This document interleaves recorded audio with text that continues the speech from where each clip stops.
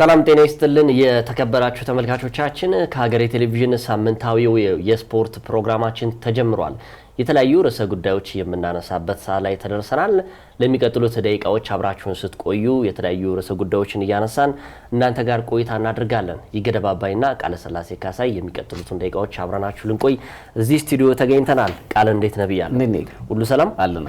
የእንግሊዝ ፕሪሚየር ሊግ ወደ 11ኛ ሳምንቱ ተሸጋግሯል። ይህን ጉዳይ እንግዲህ ሰፋ አድርገን እንመለከታለን። ቅዳሜና እሁድ የሚደረጉ የተለያዩ የእንግሊዝ ፕሪሚየር ሊግ ጨዋታዎች አሉ።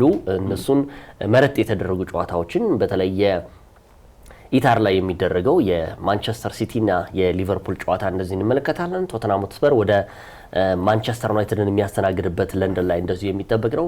እንደዚሁም ደግሞ ሰንደርላንድ አርሰናል የሚያስተናግድበት ከወዲሁ የሚጠበቁ ጨዋታዎች ናቸው።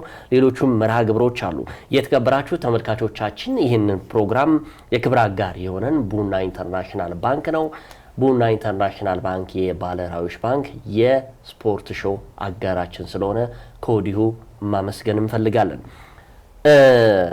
የቶተንሃምንና የማንቸስተር ዩናይትድን እንጀምር። ምክንያቱም ዋና ርዕሰ ጉዳያችን ኢታድ ላይ የሚደረገው የማንቸስተር ሲቲና የሊቨርፑል ጨዋታ ስለሆነ ነው። ከዛ በተረፈ እንግዲህ ወደ ለንደን የሚያቀናው ማንቸስተር ዩናይትድ ቶተንሃምን የሚጋብዝበት የሚገጥምበት ጨዋታ ከወዲሁ ተጠባቂ ነው። እንደው የሁለቱ ጨዋታ ምን ይመስላል? ከዛ በተረፈ ደግሞ ማንቸስተር ዩናይትድ አሁን ላይ ምንም ጥያቄ የለውም የማንሰራራት ዘመኑ ላይ ይመስለኛል አሁን ያለው።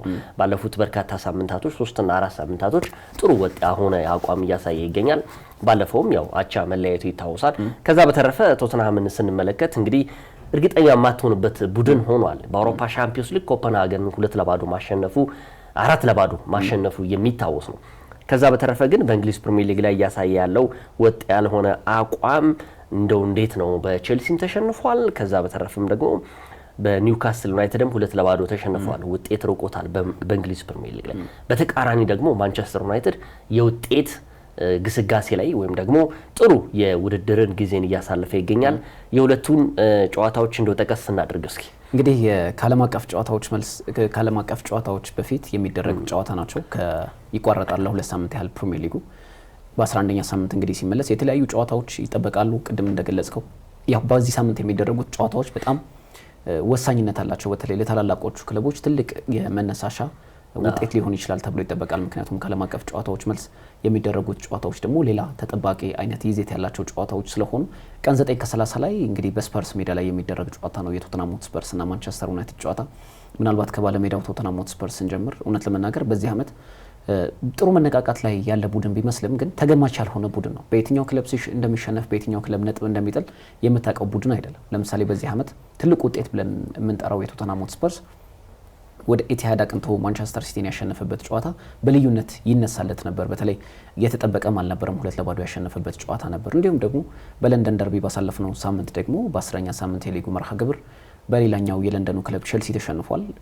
እርግጥ ኮፐንሃገንን በአውሮፓ ሻምፒዮንስ ሊግ በማሸነፍ መነቃቃት ላይ ቢገኝም ግን ቶተንሃም ሆትስፐርስ በሊጉ ያለው ውጤት እምብዛም አስተማማኝ የምትለው አይደለም። በእርግጥ በነጥብ ደረጃ ስትመለከተው የተሻለ ነጥብ ይዟል። 17 ነጥብ ማለት ቀላል አይደለም። አጀማመሩ አምና ከነበረው አስቸጋሪ የውድድር ዓመት አንጻር ጅማሬው ያን ያህል አስከፊ ላይ ሆን ይችላል፣ ግን ከዚህ በተሻለ መልኩ ፐርፎርም ማድረግ ይችሉ ነበር ብዬ አስባለሁ። ስብስቡ ጥሩ ይዟል። ጥሩ አሰልጣኝ ያለው አሰልጣኝ ቶማስ ፍራንክ የፕሪሚየር ሊጉን ልምድ ያላቸው አሰልጣኝ ናቸው። አሁን በደረጃው 6ኛ ላይ ተቀምጧል። ተጋጣሚ ማንቸስተር ዩናይትድም እንደዚሁ ተመሳሳይ ነጥብ ነው የያዙት 17 ነጥብ። ነገር ግን ዩናይትድ በግብ ክፍያ ተበልጦ 8ኛ ደረጃ ላይ ነው የተቀመጠው። ማንቸስተር ዩናይትድ እንዳልከው ያለፈው ወር ምናልባት ለማንቸስተር ዩናይትድ በጣም ጥሩ ነበር ማለት እንችላለን። በውድድር ዓመቱ ከተመለከትናቸው ጊዜያቶች ያለፉት 4 ሳምንታት ለማንቸስተር ዩናይትድ በጣም የተሻሉ ነበሩ ማለት እንችላለን። 3 ተከታታይ ጨዋታዎችን አሸንፏል። ያሸነፋቸውን ጨዋታዎች እንደዚሁ ቀላል የሚባሉ ጨዋታዎች አልነበሩም። ሰንደርላንድ፣ ሊቨርፑል፣ ብራይተንን የመሳሰሉ ክለቦችን ያሸነፈው በሊጉ ጠንካራ ከሚባሉ ክለቦች መካከል የሆኑት ወደ ሲቲ ግራውንድ አቅንቶ ግን ያሸንፋል ተብሎ የተጠበቀውን ጨዋታ ደግሞ ነጥብ ሲጥል ተመልክተነዋል። በተለይ ዊኒንግ ፖዚሽን ላይ ሆኖ ነው ያን ነጥብ የሳተው። ምክንያቱም ጨዋታውን እየመራ ነበር። ነገር ግን በተከታታይ በደቂቃ ልዩነት ውስጥ በተቆጠሩበት ግቦች ከረፍት መልስ ነው ነጥብ ተጋርቶ ለመውጣት የቻለው። ማንቸስተር ዩናይትድ ያንን ጨዋታ አሸንፎ ቢሆን ኖሮ በጣም የተሻለ ያደርገው ነበር ብዬ አስባለሁ። ምክንያቱም ከመሪዎቹ ጋር ያለው የነጥብ ልዩነትም የበለጠ ለማጥበብ እንዲሁም ደግሞ ስፐርስ ቀላል ተጋጣሚ ስላልሆነ አትሊስት ስፐርስ ላይ ነጥብ ቢጥል እንኳን ባለፈው ያሸነፈው ነጥብ ጥሩ መካካሻ ሆኗል ብዬ አስብ ነበርና በሲቲ ግራውንድ የነበረው ጨዋታ ላይ ምናልባት ለማንቸስተር ዩናይትድ ኖቲንጋም ፎረስት በወራጅ ቀጠና ውስጥ ያለ ቡድን ነው። እርግጥ አዲስ አሰልጣኝ ቡድኖች ሲቀይሩ በተሻለ መነሳሳትና ጥንካሬ ነው የሚመጡት። ግን ዩናይትድ ያንን ጨዋታ 3 ነጥብ አለመውሰዱ ትልቅ ክፍተት ሊፈጥርበት ይችላል ብዬ አስባለሁ። ግን በነገው ጨዋታ ላይ ባለፉት ጊዜያት ማንቸስተር ዩናይትድ በቶተንሃም ሆትስፐርስ ያን ያህል የሚከብደው ቡድን አይደለም ከሌሎቹ ክለቦች አንጻር ስትመለከተው። ሩበን አሞሪም በዩናይትድ ቤት ውስጥ በርካታ ክፍተቶች ነበሩባቸው። በውጣ ወረዶች የተሞሉ ጊዜያቶችን አሳልፈዋል። አሁን መሻሻል ላይ ይገኛሉ። ግን አንድ ሩበን አሞሪምን እንደ መልካም ጎን የምታነሳላቸው ጉዳይ ግን ከትልልቅ ክለቦች ጋር ያላቸው ቁጥራዊ መረጃ በጣም ጥሩ ነው። ከትልልቅ ክለቦችን የፈተኑበት አጋጣሚም ሌላኛው መልካቸው መስሎ ይሰማኛል። እሳቸው ኦልድ ትራፎርድ ከደረሱ ወዲህ ማንቸስተር ሲቲን ማሸነፍ ችለዋል። ሊቨርፑልን የመሰለ ትልቅ ክለብ ማሸነፍ ችለዋል። ቼልሲን እንደዚሁ ማሸነፍ ችለዋል።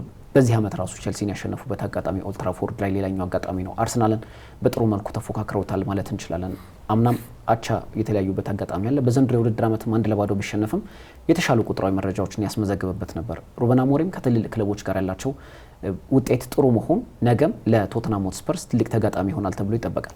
አዎ እንግዲህ የሁለቱ ጨዋታ ወሳኝ ነው፣ ምንም ጥያቄ የለም። ተመሳሳይ ነጥብ ላይ መቀመጣቸው የጎል ዲፈረንስ ነው የእነዚህን የሁለት ክለቦች ልዩነት ያስቀመጠው።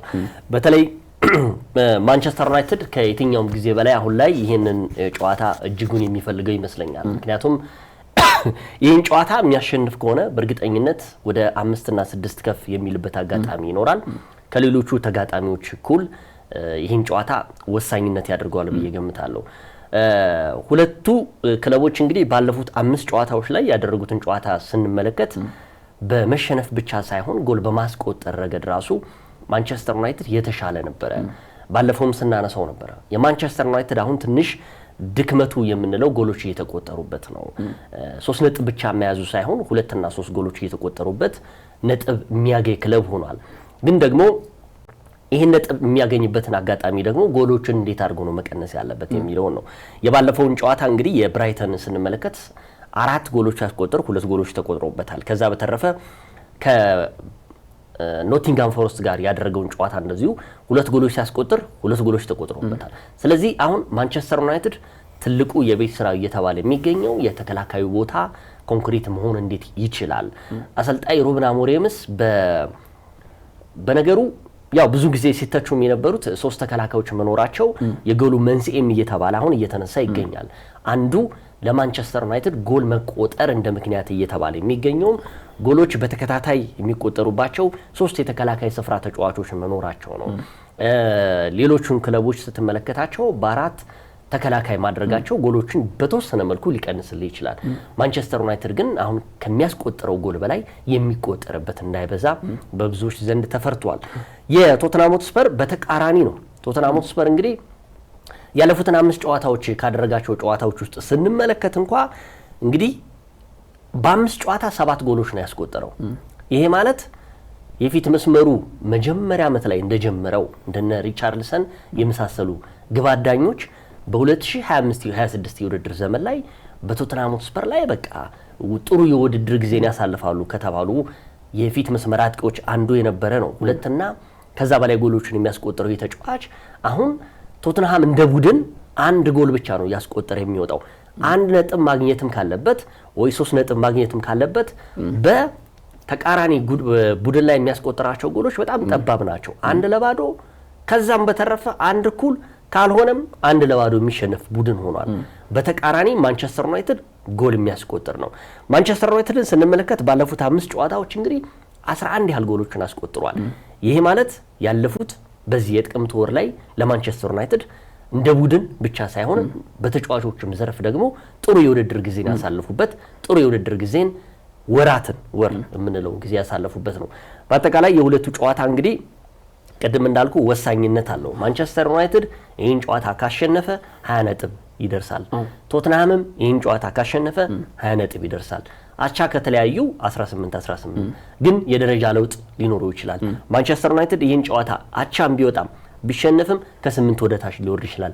ከላይ ያሉ ቡድኖች ወይም ደግሞ ከማንቸስተር ዩናይትድ በታች ያሉ ቡድኖች ካሸነፉ ይሄ ነገር ስጋት ነው የሚሆንባቸው። ስለዚህ ከየትኛውም ሳምንት በላይ በጣም የሚፈልጉት የለንደን ላይ የሚደረገው የቶተንሃም እና የማንቸስተር ዩናይትድ ጨዋታ ነው።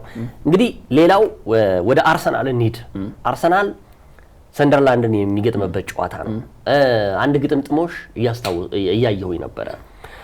የዛሬ ዓመት በዚህ ሰዓት ላይ አርሰናል ከተጫወታቸው 10 ነጥቦች ውስጥ 18 ነጥብ የሰበሰበበት ጊዜ ነበር። አምና ሁለተኛ ሆኖ ያጠናቀቀበት አርሰናል ዘንድሮ ከ10 ጨዋታዎች 25 ነጥብ ሰብስቧል። አንደኛ ላይ ነው የተቀመጠው። አምና ደግሞ ከ10 ጨዋታ 25 ነጥብ ሰብስቦ የነበረው ሊቨርፑል ነበር። ዘንድሮ ደግሞ ከ10 ነጥብ 18 ነጥብ ሰብስቦ ያለው ሊቨርፑል ነው። መገጣጠሙ ነው እንግዲህ አሁን በተከታታይ 10 ጨዋታዎችን ያደረገው አርሰናል 25 ነጥቦችን መሰብሰቡ፣ ሊቨርፑል ደግሞ በተቃራኒው 18 ነጥቦችን መሰብሰቡ ያጋጣሚ ጉዳይ ነው። ምንም ጥያቄ የለውም። በዚሁ የሚቀጥል ከሆነ ያምናው ታሪክ ሊደገም ይችላል የሚሉ ጉዳዮች ይኖራሉ። አርሰናል ዘንድሮ ለዋንጫ የቀረበ ቡድን ነው። ምንም ጥያቄ የለውም። በፕሪሚየር ሊጉ ላይ አሁን 1 2 3 ብለህ ከምትጠራቸው ቡድኖች ውስጥ አንድ ብለህ የምትጠራው አርሰናል ነው። ሁለት የምትጠራው ግን ለምሳሌ አርሰናል 99% ብለህ ከጠራህ ሁለተኛ የሚቀመጠው 70% ያለው ነው። በአርሰናልና በሁለተኛው ቡድን መካከል ለኔ ሰፍቷል አሁን ልዩነቱ። የነጥብ ልዩነት አይደለም። የተጫዋቾች ኳሊቲ፣ የቡድን ግንባታ፣ የተጫዋቾቹ የአትሞስፌር ሁኔታ በአጠቃላይ ለአርሰናል የተሻለ የውድድር ዓመት የጀመሩበት ነው። አሁን ዘንድሮ ወሳኝ ነጥብ ከሚያሳካባቸው ጨዋታዎች መካከል የምለው በስታዲየም ኦፍ ላይት የሚያደርገው ነገ ምሽት ላይ የሚያደርገው ሰንደርላንድ የሚገጥምበት ጨዋታ ነው። ሁለት ጉዳዮችን ማንሳት ይችላል በዚህ ጨዋታ ላይ። አንደኛው የቀድሞ አምበሉን የሚገጥምበት የግራኒት ዣካ ነው። 7 ክረምታቶችን በሰሜን ለንደን ክለብ አርሰናል ያሳለፈው ይህ ታጋይ ተጫዋች እንደውም እኔ የአሰልጣኝ ሚኬል አርቴታ የቡድን ግንባታ መጀመሪያ ከመላቸው ተጫዋቾች መካከል ያንበሳውን ድርሻ ሊይዝ የሚችለው ይህ ተጫዋች ነው ግራኒት ዣካ። ምክንያቱም ይህ ተጫዋች በአርሰን ቬንገር ጊዜ የፈረመ ነው፣ በኡናይ ኤምሬ የነበረ ነው። ከዛ ደግሞ የለውጡ የምትለው የተሸጋገረበት አርሰናል ወደ ዋንጫ ግስጋሴ የሄደበት የቡድን ግንባታ ከሚባሉ ተጫዋቾች መካከል አንዱ ግራኒት ዣካ ነው። ከ2 ዓመት በፊት የምታስታውስ ከሆነ ወደ ባየር ሌቨርኩሰን ከማቅናቱ በፊት የነበረው ቶፕ የነበረበት ዓመት ላይ የነበረው ግራኒት ዣካ በሚቀጥለው ዓመት ባየር ሌቨርኩሰን ባይሄድ እንደ ብዙዎች ግምትም እንደኔም ግምትም አርሰናል የዋንጫ ባለቤት ይሆንበታል ብዬ የምገምተው ግራኒት ዣካን መልቀቁ ነው። ባይለቀው ዋንጫ ሊያገኝ የሚችልበት ጊዜ ነው። ስለዚህ ይሄ ባየር ሌቨርኩሰን ላይ ዋንጫዎችን ያገኘ ተመልሶ ደግሞ ሰንደርላንድ ላይ አሁን ትልቅ አምበል ሆኗል፣ መሪ ሆኗል። የቀድሞ ቡድኑ መግጠሙ ራሱ ለግራኒት ዣካ ሁለት አይነት ትናንት አትሌቲክ ጋር የነበረው ቆይታ ያያዩት ነበር። ሁለት አይነት ስሜት ነው እየተሰማኝ ያለው። አንደኛው አርሰናል ትክክለኛ የዋንጫ ቲም ተስፋ ያለው ቡድን ነው። ሁለተኛው ሰንደርላንድ ላለመውረድ የሚጫወት ቡድን ነው። ይሄን መደገፍ ፈልጋለሁ ነው የሚለው። አርሰናል ዋንጫ እንዲበላ ይፈልጋል ተጫዋች። ምክንያቱም ውስጡ ነው 7 ዓመታትን በአርሰናል ብዙ ነገር አሳልፏል። ከፍታም ዝቅታም በነበረበት ጊዜ ተጫዋች አሳልፏል። ከዛ በተረፈው ደግሞ የተጣለበት ትልቅ መሪነት ስሜት ደግሞ ሰንደርላንድን ቢያንስ ወደ ታችኛው ዲቪዚዮን እንዳይወርድ ማውረድ ነው። እሱ ግን የሚለው የመጣው ጊዜ ሻምፒዮንሺፕ ላይ የተባለበት የተጻፈው ሰንደርላንድ የመልበሻ ክፍል ውስጥ አሁን ተነስቷል፣ የፕሪሚየር ሊግ ክለብ ተብሎ ተለጥፎበታል ነው የሚለው። ያም ደግሞ ያስደረገው ራሱ ግራኒት ዣካ ነው። በአጠቃላይ በስታዲየም ኦፍ ላይት የሚደረገው የሰንደርላንድና የአርሰናል ጨዋታ እጅግ ተጠባቂ ነው ብዬ ገምታለሁ።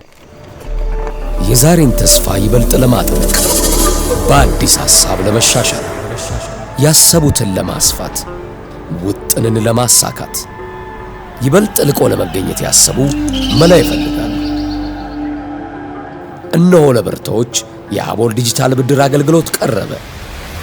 አቦል ዲጂታል ብድር ንጋት፣ ራዕይ፣ መነሻና ማሳሲል በሰየማቸው ልዩ የብድር አገልግሎቶቹ እስከ 100,000 ብር ብድር አዘጋጅቷል።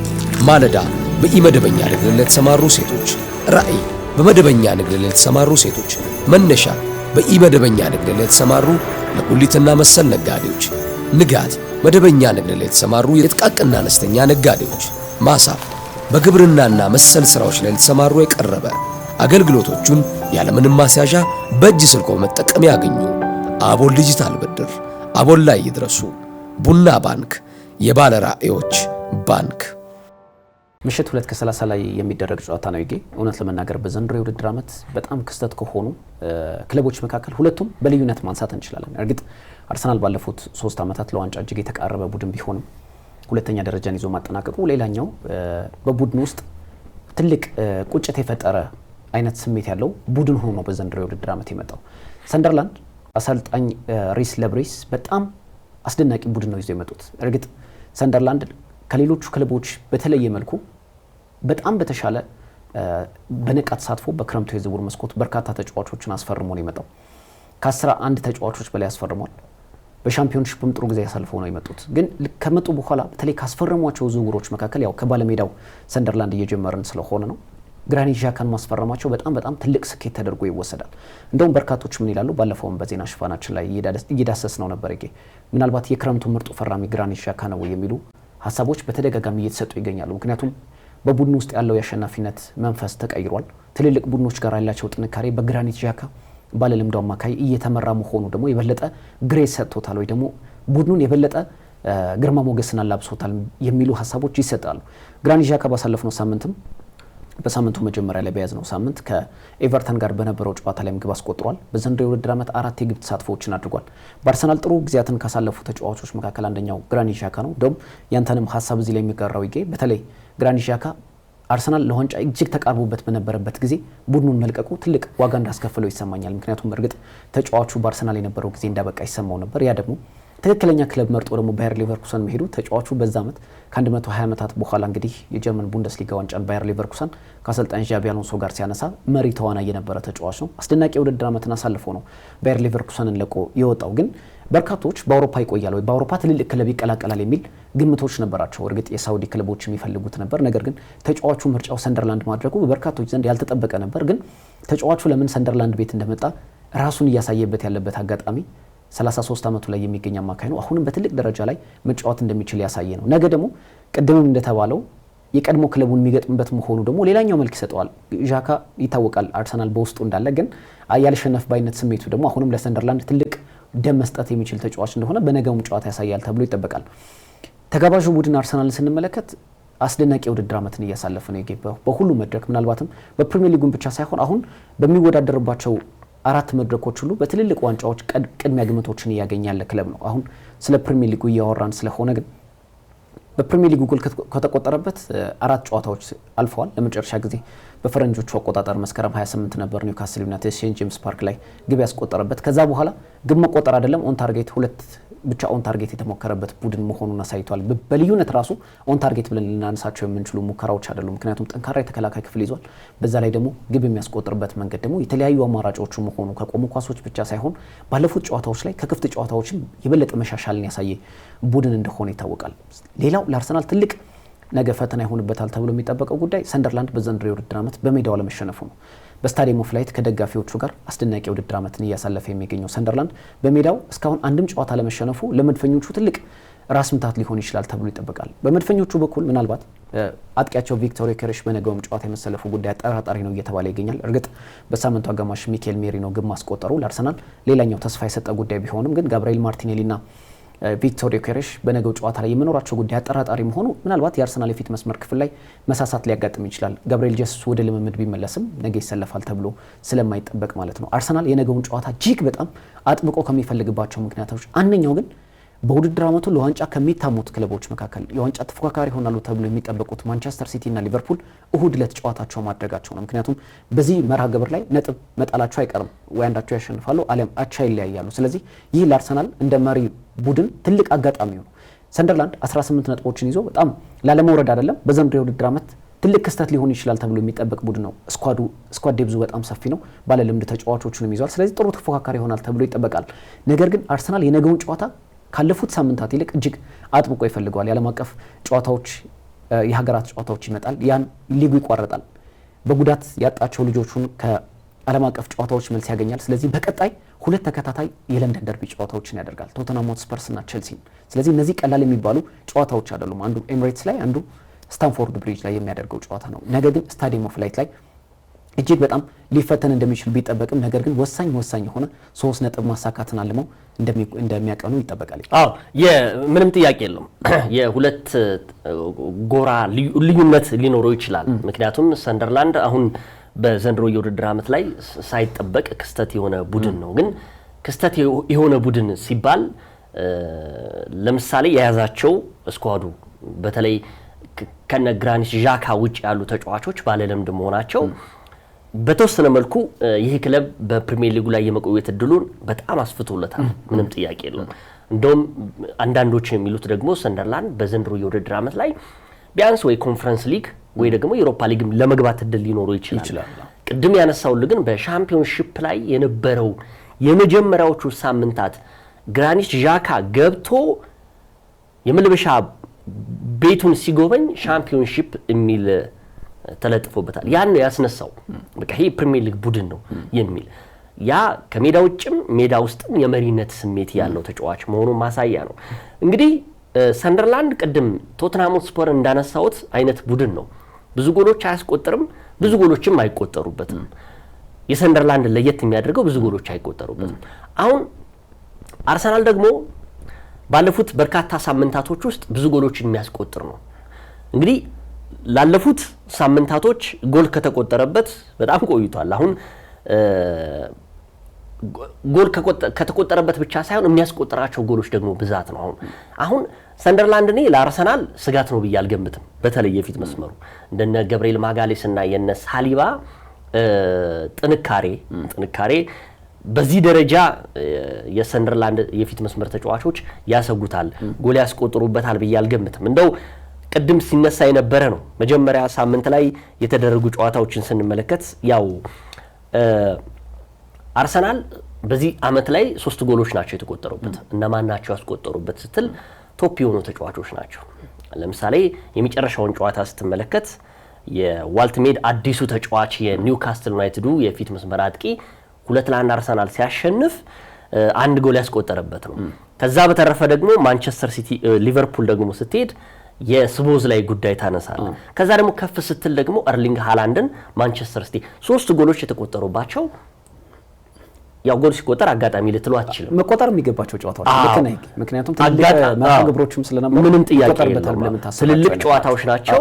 ከዛ በተረፈ ደግሞ የተቆጠሩባቸው ጎሎችን እንደው ዝም ብለን እንመልከት። አርሰናል 3ቱ ጨዋታዎች እንዴት ነበር ጎል የተቆጠረባቸው? ለምሳሌ የስቦዝ ላይ ማንም ምንም ሊያደርገው የሚችለው ነገር አልነበረም። የቆመ ኳስ ቀጥታ የገባ ጎል ነው። የኤርሊንግ ሃላንድንም በዛ በኩል ታዩት ይችላል። ኤርሊንግ ሃላንድ ብስለቱን ተጠቅሞ ነው። ከዛ በተረፈ አርሰናል ከሲቲ በሚጫወትበት ጊዜ የሊቨርፑል የአርሰናል ኮንክሪት የሆነ የተከላካይ መስመር በዛ ልክ እየመጣ አልነበረም። አሁን ላይ ግን ላይደግሙት ይችላሉ ነው እነዚህ ተጫዋቾች። አሁን በቀደምለት የነበረውን 3-0 በአውሮፓ ሻምፒዮንስ ሊግ ያሸነፈበትን ጨዋታ የመጨረሻዎቹ ደቂቃዎች ላይ 84ኛው ደቂቃ ላይ ቤን ዋይት የፈጸመውን ስህተት ተመልክተው ፍጹም ቅጣት ምት ተሰጥቶ እነ ገብርኤል ማጋሌስ እነ ሳሊባ እነ ቡካዮ ሳካ ምን ያህል እንደተነጫነጩ ማየት ማወቅ በቃ እንዴት ያቺ እና ደግሞ እኔ የሚሰማኝ ያቺ ጎል ገብታ ቢሆን ፍጹም ቅጣት ምት ተሰጥቶ ጎል ተቆጠረበት ደግሞ ማን ነበር የጎሉ መንስኤ? ቤን ዋይት ምን አይነት እንትን ውስጥ ነበር የሚገባው? ይተጫዋች እዚህ ደረጃ ደርሰናል። የሚገርም ነገር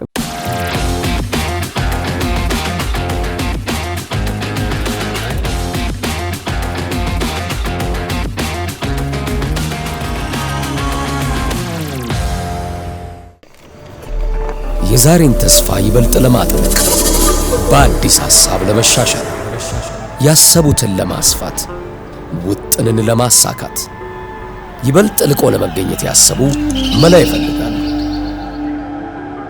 እነሆ ለብርቶች የአቦል ዲጂታል ብድር አገልግሎት ቀረበ። አቦል ዲጂታል ብድር ንጋት፣ ራዕይ፣ መነሻና ማሳሲል በሰየማቸው ልዩ ልዩ የብድር አገልግሎቶቹ እስከ 100,000 ብር ብድር አዘጋጅቷል። ማለዳ በኢመደበኛ ንግድ ለተሰማሩ ሴቶች፣ ራዕይ በመደበኛ ንግድ ለተሰማሩ ሴቶች፣ መነሻ በኢመደበኛ ንግድ ለተሰማሩ ለጉሊትና መሰል ነጋዴዎች፣ ንጋት መደበኛ ንግድ ለተሰማሩ የጥቃቅንና አነስተኛ ነጋዴዎች፣ ማሳ በግብርናና መሰል ስራዎች ላይ ለተሰማሩ የቀረበ አገልግሎቶቹን ያለምንም ማስያዣ በእጅ ስልኮ መጠቀም ያገኙ። አቦል ዲጂታል ብድር፣ አቦል ላይ ይድረሱ። ቡና ባንክ፣ የባለ ራዕዮች ባንክ።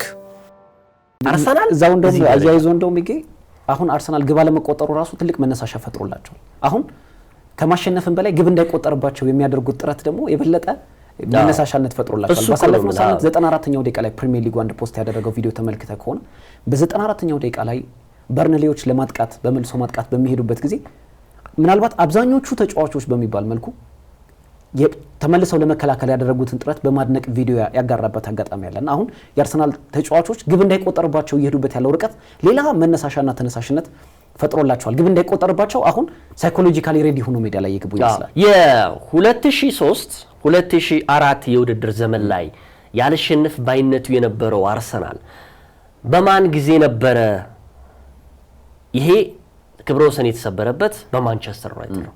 ዋይኒ ማርክ ሩኒ ያስቆጠራት ጎል ያንን ታሪክ ሰብረዋል።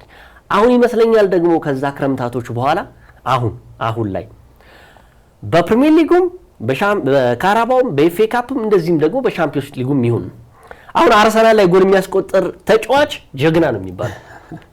ምክንያቱም እስካሁን ብዙ ጎሎች ምንም ጎል ያልተቆጠረበትን ቡድን አንተ ስታስቆጥርበት ምን አይነት ስሜት ነው የሚሰማ? በእርግጠኝነት እኔ የባለፈው የ3-0 የነበረው የስላቪያ ፕራግ ጨዋታ ስንመለከተው እኔን የማስቆጥረው የሚሉ ይመስለኛል። ያቺ ፍጹም ቅጣት ተሰታ ቢሆን በእርግጠኝነት ስላቪያ ፕራግ በኦፊሻል ፔጃቸው ላይ ይገኝ በዚህ አጋጣሚ ቢያንስ ኦን ታርጌት ሞክረናል ብለው ቪዲዮ ፖስት አድርገው አይቼ በጣም ተሰስቅ ነበር። ቢያንስ እንደሌላው ክለብ አይደለም አትሊስት ኦን ታርጌት ሞክረናል ብለው ኦን ታርጌት የሞከሩባትን አጋጣሚ በጣም በመታሰቅ መልኩ ቪዲዮ ያጋሩበት አጋጣሚ ሁሉ ተፈጥሯል። አርሰናል አሁን ምንም ጥያቄ የለውም አርሰናልን 10-0 ከሚያሸንፍህ 10-1 ምንድነው የሚባለው ቢያሸንፈ ደስ ይላል። በቃ አሁን አንዷ ጎል ነው የምትፈልገው። አንዷ ጎል ከተቆጠረች አርሰናል ግን ይሄ ግን የስነ ልቦና ጉዳዮችን ይጎዳል ብዬ ገምታለሁ።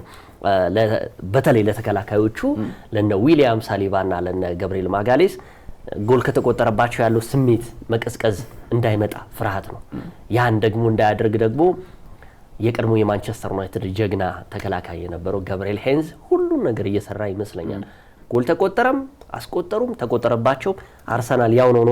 በአጠቃላይ እንግዲህ የስታዲየም ኦፍ ላይት የሚደረገው የሰንደርላንድና የአርሰናል ጨዋታ ምሽቱ 2:30 ላይ በጣም የሚጠበቅ ጨዋታ ነው።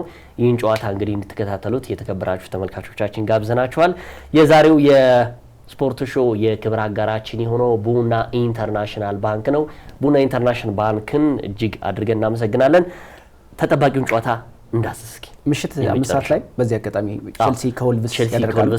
ብዙ የተጠበቀ ጨዋታ አይደለም፣ ምክንያቱም ቼልሲ በሜዳው የሚያደርገው ነው። ወልቭስ በፕሪሚየር ሊግ አንድም ጨዋታ አላሸነፈም።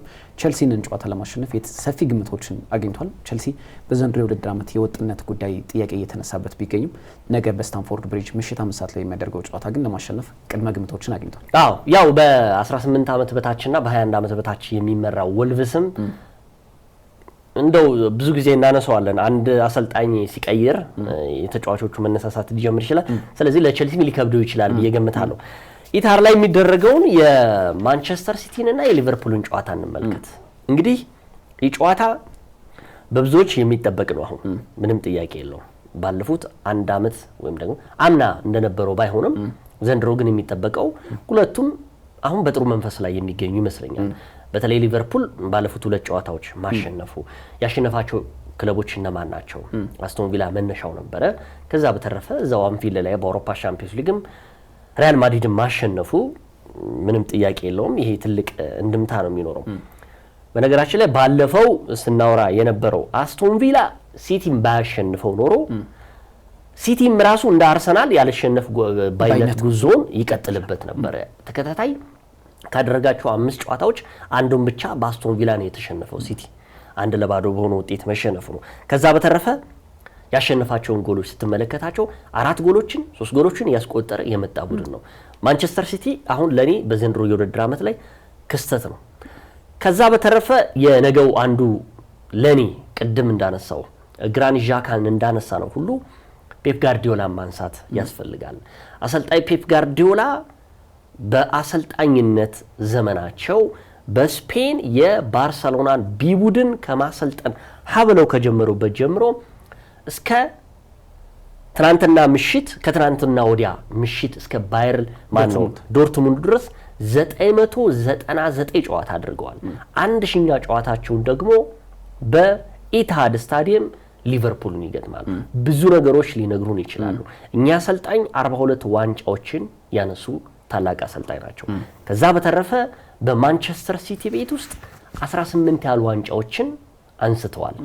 ይሄ ማለት በ36 ጨዋታ አንድ ዋንጫ ያነሳሉ እንደማለት ነው በአቨሬጅ ስታካፍለው። ስለዚህ እኚህ ታላቅ አሰልጣኝ ከነገ በስቲያ የሚደረገውን የኢትሃዱን ጨዋታ በልዩነት ይፈጥሩታል። ለሳቸውም ትልቅ የክብር አቀባበል ይደረግላቸዋል ተብሎ ይገመታል። 1000 ጨዋታ ማለት ከ756 በላይ ጨዋታዎችን ማሸነፍ ችሏል እኛ አሰልጣኝ። ስለዚህ ብዙ እንድምታ ያለው ጨዋታ ይመስለኛል ኢትሃድ ላይ የሚደረገው። ፔፕ ጓርዲዮላ ምናልባት ገልጻቸዋል በሚገባ የእንግሊዝ እግር ኳስን ደግሞ በሚገባ ከቀየሩ አሰልጣኞች መካከል አንደኛው ናቸው ብለን ማንሳት እንችላለን። በተለይ ከሰር አሌክስ ፈርጉሰን እና አርሰን ቬንገር ዘመን በኋላ የእንግሊዝ እግር ኳስ የተለየ መልክ እንዲኖረው ባልተለመደ መልኩ የእንግሊዝ እግር ኳስ ይበልጥ አካላዊ ጥንካሬ ላይ መሰረት ያደረገ ነበር። እግር ኳስን መሰረት ያደረገ ያጫወት መንገድ ለበርካታ ዓመታት አልተመለከትንም ነበር። ፔፕ ጓርዲዮላ ከመጡ በኋላ ግን የእንግሊዝ ፕሪሚየር ሊግ መልክ በብዙ መልኩ ተቀይሯል። አሁን አብዛኞቹ ክለቦች ስትመለከታቸው ትንንሽ ክለቦች ራሱ ከግብ ጠባቂ ጀምሮ ኳስን ማስጀመር የሚፈልጉ ቡድኖች ሆነዋል። አብዛኞቹ ፕራግማቲክ ቢልድ አፕ ፕሌይ የምንለው በደንብ የተደራጀ እግር ኳስን ከግብ ጠባቂ ጀምሮ መጀመርም ፔፕ ጓርዲዮላ ምናልባት በደንብ ፕሪሚየር ሊግ ላይ መሰረት አድርገውታል ብለን ማንሳት እንችላለን። ብራይተንም ሌሎቹም እና አርሰናልን ብትመለከት አብዛኞቹ ክለቦች እግር ኳስን በደንብ መሰረት ያደረጉ ያጫወት መንገድ እንዲከተሉ ፔፕ ጓርዲዮላ ወደ እንግሊዝ ከመጡ በኋላ በርካታ ነገሮች ቀይረዋል ብለን ማንሳት እንችላለን። በጣም ትልቅ አሰልጣኝ ናቸው። ምናልባት በዘመናችን አሁን ከሚገኙ አሰልጣኞች ቁጥር 1 ብለን ብንጠራቸው ማጋነን አይሆንም። እርግጥ ወደ እንግሊዝ ከመጡ ወዲህ በመጀመሪያ ዓመት የነበራቸው ቆይታና አምና በጣም የተፈተኑበት ጊዜ ነበር። ነገር ግን በዘንድሮው የውድድር ዓመት ደግሞ ራሳቸውን የበለጠ ማሳየት የሚፈልጉበት ዓመት እንደመሆኑ ሌላው 1000ኛ ጨዋታቸው ደግሞ ባለፉት ዓመታት በጣም በልዩነት ከተፎካከራቸው ክለብ መካከል ሊቨርፑል ጋር መሆኑ ደግሞ የተለየ መልክ ይሰጠዋል ተብሎ ይጠበቃል። አሰልጣኝ ፔፕ ጓርዲዮላ ከባለሜዳው ማንቸስተር ሲቲ በዛውን ጀምርና ይገኝ ምናልባት አርሰናልን ሸንቆጥ የሚያደርግ አንድ አስተያየት ባለፈው ሰጥተው ነበር። እውነት ለመናገር አሁን በርካታ አሰልጣኞች ከራሳቸው ክለብ ይልቅ ስለ አርሰናል አስተያየት የሚሰጡበት መንገድ አሰልጣኞች በጣም በርክቷል። ፔፕ ጓርዲዮላ አንደኛው ናቸው። በእርግጥ ፔፕ ጓርዲዮላ በቃላት ውርወራ ላይ የሚታሙ አሰልጣኝ አይደሉም። ይሄ አይምሮ ላይ መጫወት የሚፈልጉ አሰልጣኝ እንደሆኑ ይታወቃል። ባለፉት ዓመታት አሉ ለ10 ዓመታት በብቸኝነት የተፎካከረን ክለብን በኢቲሃድ እንገጥማለን አሉ። ይህ ምናልባት አርሰናልን ነካ ለማድረግ ያለመ ይመስላል። በርካቶችን በዛ ተርጉመውታል። እርግጥ ባለፉት 3 ዓመታት አርሰናል ይበልጥ ለማንቸስተር ሲቲ ተፎካካሪው ነበር ማለት እንችላለን። ምክንያቱም ሁለተኛ ደረጃን ይዞ ያጠናቀቀው አርሰናል ነበር። ነገር ግን ባለፉት 7 ዓመታት በነበሩ ጊዜያት ግን በተለይ የፔፕ ጓርዲዮላና የየርገን ክሎፕ ፉክክር እጅግ አስደናቂ መልክ ነበረው። አሁን በውድድር ዓመቱ እጅግ በጣም ከሚጠበቁ ወደ ወሳኝ ምዕራፍ ሊያሸጋግሩ ከሚችሉ ጨዋታዎች መካከል አንደኛው የእሁዱ ጨዋታ ይመስለኛል። አንደኛ አሁን በ6 እና በ7 ነጥብ ነው ከመሪው አርሰናል ርቀው የሚገኙት ሁለቱም ክለቦች።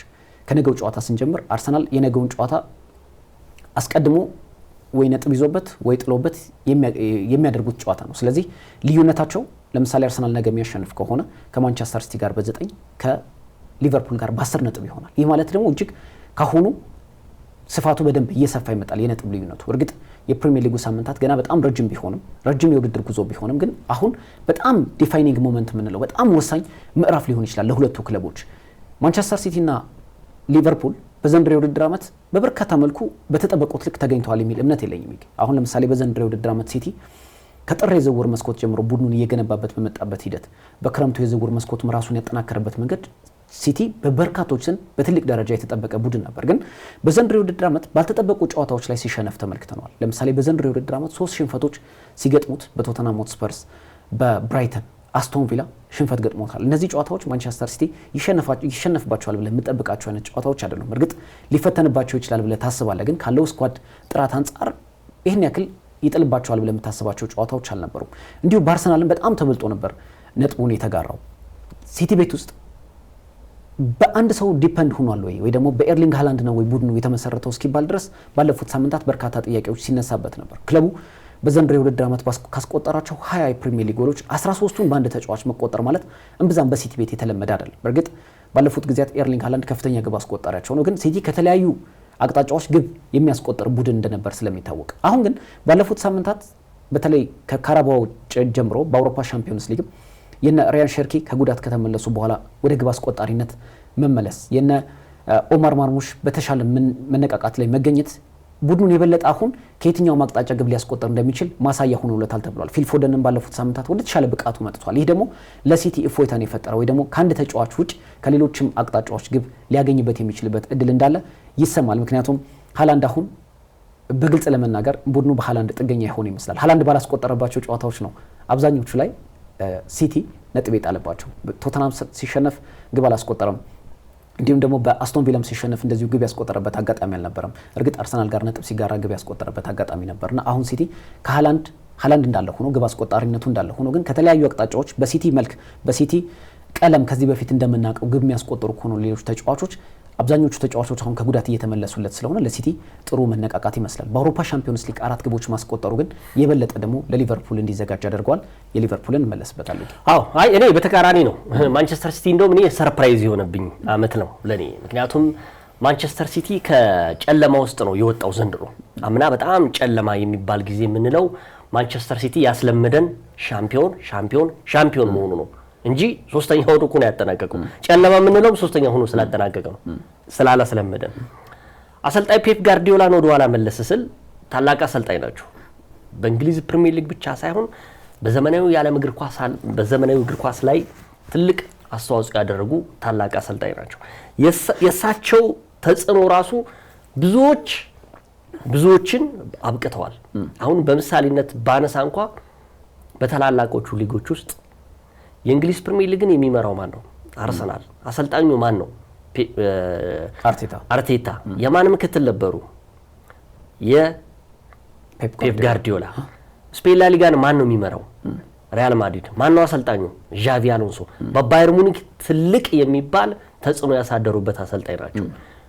ጀርመንን እንሂድ። ኮምፓኒ ማን ነበረ? እንደውም ቀድሞ ወደ ጀርመን ከመሄዱ በፊት በጣም ብዙ ትምህርቶችን የሰጡት እኛ አሰልጣኝ ናቸው።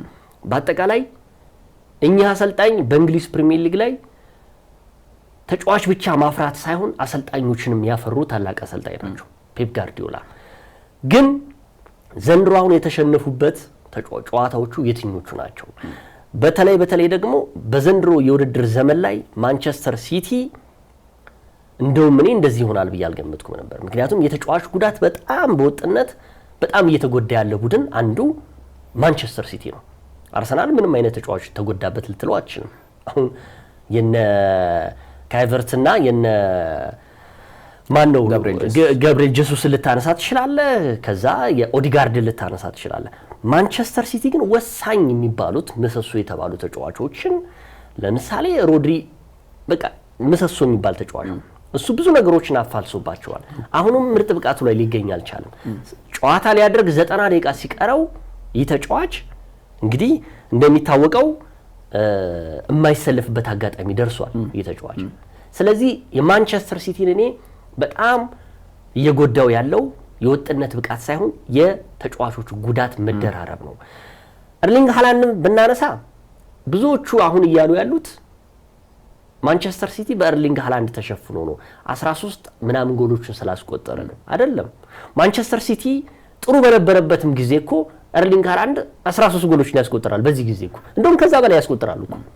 ግን ምንድነው ልዩነቱ? ያን ጊዜ የትኛውም ተጫዋች ሊያስቆጥር ይችላል። ኤርሊንግ ሃላንድ ግን 13 እና ከዛ በላይ ጎሎችን በዚህ የውድድር ዘመን ላይ 10ም 11 ጨዋታዎችንም አድርጎ ከ15 በላይ ጎሎች የሚያስቆጥርበት ጊዜ ነበር እና እኔ በኤርሊንግ ሃላንድ ትካሻ ውስጥ ነው የሚባለውን አግባብ አይደለም። የሚወጣበትን የሚፈልገውን ነገር ያስቆጠረ ይገኛል። ከዛ በተረፈ ግን ያስቆጠራቸው ጎሎችን ስንመለከት ከአርሰናል አልተናነሰም፣ እኩል ነው። ባለፉት 5 ጨዋታዎች 12 ጎሎችን አርሰናል አስቆጥሯል። ሲቲም 12 ጎሎችን አስቆጥሯል። ሲቲ እነማን ላይ ነው ያስቆጠረው? ቦሩሺያ ዶርትሙንድ ላይ 4 ጎሎችን አስቆጥሯል። ቦሩሺያ ዶርትሙንድ በጀርመን ቡንደስሊጋ ላይ ከፍተኛ ተፎካካሪ የሆነ ክለብ ነው። በፕሪሚየር ሊጉ ላይ የመጨረሻውን ሳምንት 10ኛ ሳምንት ያደረጉት ከበርነማውዝ ጋር ነው። በርነማውዝ ደግሞ በጣም ከባድ ቡድን ነው፣ ምንም ጥያቄ የለውም። 3 ጎሎችን አስቆጥሮበታል። ስለዚህ 3 ጎሎች ካስቆጠሮች ውስጥ ምንም ጥያቄ የለውም 2 ጎሎችን አስቆጥሯል ኤርሊንግ ሃላንድ። ሌሎቹ ጎሎች የሚያስቆጥሩ ተጫዋቾች ይኖራሉ። በአጠቃላይ ግን ማንቸስተር ሲቲ አሁን ለኔ ምርጥ ብቃት ላይ ያለ ቡድን ነው። እንደው የአስቶን ቪላ ጨዋታ አበላሸበት፣ የቶተንሃም ጨዋታ አበላሸበት ሊሆን ይችላል እንጂ ከዛ በተረፈ ያሉት ግን በተለይ ደግሞ አሁን ጉዳት ላይ ያሉ ተጫዋቾች በወጥ ብቃታቸው ሲመጡ ከፍተኛ ተፎካካሪ ይሆናል ብዬ ገምታለሁ። አሰልጣኙ ያለ ምክንያት በኢትሃድ አልቆዩም። ብዙ የሚያሳኳቸው ነገሮች አሉ፣ ያላሳኳቸው ሳይሆን ሌሎች የሚያሳኳቸው። ስለዚህ ሊቨርፑል ጋር የሚያደርጉት ጨዋታ ወሳኝ ነው። አንድ ሁለተኛ ደረጃ ላይ ነው የሚገኙት። ሁለተኛ ከአርሰናል ያላቸውን የነጥብ ልዩነት ማስፋት አይፈልጉም። ከተሸነፉ ደግሞ በሊቨርፑል የሚበለጡ ይሆናሉ። ስለዚህ ይሄን ሁሉ ታሳቢ አድርገው ነው ሁለቱም ቡድኖች በተለይ ሊቨርፑል ሪያል ማድሪድን ማሸነፉ ጥሩ የስነ ልቦና ግንባታ ውስጥ ሆኖ ነው የሚገኘው። እንደዚሁም ደግሞ ሲቲም ደግሞ አልቆም ባዩ በተለይ የኤርሊንግ ሃላንድ መነሳት ሻይን ማድረግ ከእንደገና ለሊቨርፑል ደካማው የሊቨርፑል ተከላካይ በጣም አስቸጋሪ ነው ብዬ ገምታለሁ። ሊቨርፑል እናንሳና ጨርሳ ምናልባት ስለ ሊቨርፑል ይገኝ ለሊቨርፑል አንድ መልካም የምትለው ዜና ባሳለፍነው የውድድር ዓመት ደርሶ መልስ አሸንፎታል ማንቸስተር ሲቲ። ያው ቅድም እንደገለጽከው ማንቸስተር ሲቲ በጣም ደካማ ጊዜያትን ያሳለፈበት የውድድር ዓመት ቢሆንም አምና ሊቨርፑል ያንን እድል በሚገባ ተጠቅሞበታል ብዬ አስባለሁ። የማንቸስተር ሲቲን ድክመት በመጠቀም እንግዲህ አንፊልድ ላይም ኤቲሃድ ላይም እንደዚሁ በተመሳሳይ 2-2 ያሸነፈበት አጋጣሚ አለ። ሊቨርፑል በጣም በጥሩ ጊዜ ሲቲን ያገኘው ይመስለኛል። ምክንያቱም ሊቨርፑል ባለፉት ሳምንታት 4 ተከታታይ የፕሪሚየር ሊግ ጨዋታዎችን በተሸነፈበት ማግስት ሲቲን አግኝቶት ቢሆን ኖሮ ከዚህ በጣም የልብ ተሰምቶት ወደ ኤቲሃድ ያቀናል የሚል እምነት የለኝም። ግን ሊቨርፑል ባለፉት 2 ጨዋታዎች ላይ ከማሸነፉም በላይ የተከላካይ መስመሩ ላይ ትንሽ መነቃቃቶች ወይ ደግሞ መሻሻሎች ታይተዋል። ለምሳሌ አስቶን ቪላ ታላላቅ ክለቦች ላይ ጎሎችን የሚያስቆጥሩት አስቶን ቪላዎች አንፊልድ ላይ ግብ አላስቆጠሩም። በአውሮፓ ሻምፒዮንስ ሊግ ሪያል ማድሪድ በሁሉም ጨዋታዎች ግብ ያስቆጠረበት የመጣበት አጋጣሚ ነበር። አንፊልድ ላይ ያንን ማድረግ አልቻለም ወይ ደግሞ ከክሊን ሺት ጋር ያንን ጨዋታ አሸንፈዋል። አሁን ሊቨርፑል በተሻለ መነቃቃት ካለፉት ሳምንታት ይልቅ ባለፉት 2 ሳምንታት በተሻለ ለውጥ ሆኖ ወደ ኤቲሃድ የሚያቀና ይሆናል። ሌላው ለሊቨርፑል በጣም አንድ መልካም የሚባለው ዜና በግልም ይመስለኝ በተለይ የተከላካይ መስመራቸው ኮነር ብራድሊ በተለይ የቀኝ የተከላካይ መስመር ክፍሉ ላይ በጣም ብዙ ጥያቄዎች ይነሳባቸው ነበር። ያ ማለት ደግሞ አሰልጣኝ አርነ ስሎት ትልቅ ራስ ምታት የያዘባቸው አጋጣሚ ነበር። ያንን ቦታ ለመሸፈን ሲሉ እነ ዶሚኒክ ሶቦዝ ላይ እነዛ ቦታ ላይ ይጠቀማሉ። ዶሚኒክ ሶቦዝ ላይ ከዛ ተነስቶ የተከላካይ ክፍሉን ለማገዝ ሲሄድ ደግሞ የአማካይ ክፍል ቦታ ሚዛኑን ይስታል። ያ ደግሞ በቡድን ውስጥ ትልቅ መናጋትን ፈጥሮ ነበር። የአሌክሲስ ማካሊስተር የሪያን ግራቨንበርክ እና ዶሚኒክ ሶቦዝ ላይ ጥምረት ልክ እንዳምናው መመልከት አልቻለም ነበር። አሁን ግን ባለፉት 2 ጨዋታዎች ላይ ኮነር ብራድሊ በጣም በተሻለ አቅም ላይ ይገኛል። እነ ቪኒሲየስ ጁኒየር ኪሊያን ምባፔን ያስቆመበት አጋጣሚ በሳምንቱ በልዩነት ሲነሳበት የነበረ ተጫዋች ነው። ይህ ተጫዋች ወደ ጥሩ አቋም መመለሱ ለሊቨርፑል አንድ ፎይታን ፈጥሯል። ምክንያቱም ያንን ቦታ በተፈጥሯዊ የተከላካይ መስመር ቦታ ይሸፈናል። የአማካይ ስፍራው ቦታ ላይ ደግሞ ራሱ ዶሚኒክ ሶቦዝ ላይ ተመልሶ ይጫወታል። ይህ ማለት ደግሞ ለሊቨርፑል አትሊስት ቡድኑ ባላንስ እንዲጠብቅ ከዚህ በፊት ያጣውን ሚዛን አሁን እንዲያገኝ ያስችለዋል ተብሎ ይጠበቃል። ሌላው እነ ፍሎሪያን ቨርትስን በመጠኑም ቢሆን ወደ ቡድኑ በተሻለ መልኩ እየገቡ ይመስላል። ያ ደግሞ ለሊቨርፑል ሌላኛው ለአሰልጣኝም አርነ ስሎት ትልቅ እፎይታን እየፈጠረ የሚሄድበት አጋጣሚ ሊኖር ይችላል። ምክንያቱም በአውሮፓ ሻምፒዮንስ ሊግ ግብ አያስቆጥርም ፍሎሪያን ቨርትስ፣ ግን በተሻለ መነቃቃት ውስጥ ቡድኑ ላይ የነበረው ሚና እጅግ አስደናቂ እንደነበር ይታወሳልና አሁን ሊቨርፑል ከመሪዎቹ ጋር ያለው የነጥብ ልዩነት ማስፋት አይፈልግም።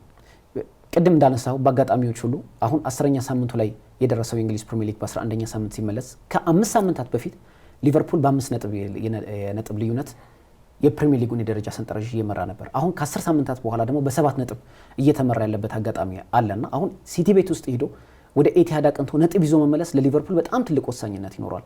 ቅድም እንዳልነው አርሰናል ቀድሞ ነው ጨዋታው የሚያደርገው። ስለዚህ የነጥብ ልዩነቱ ምን ያህል ሰፍቶ እንደሚያደርጉት ያንን ጨዋታ ሊቨርፑል የምንመለከተው ይሆናል። ምክንያቱም ከአርሰናል ጨዋታ በኋላ ስለሚመለከቱት ያንን ወደ ኤቲሃድ የሚያቀናው ግን አምና በተለይ ከነበረው የስነ ልቦና ጥንካሬ አንጻር ባለፉት 2 ጨዋታዎች ላይ በተሻለ መነቃቃት ላይ መገኘቱ ለማንቸስተር ሲቲ ሊቨርፑል ቀላል ተጋጣሚ ይሆናል ተብሎ አይጠበቅም።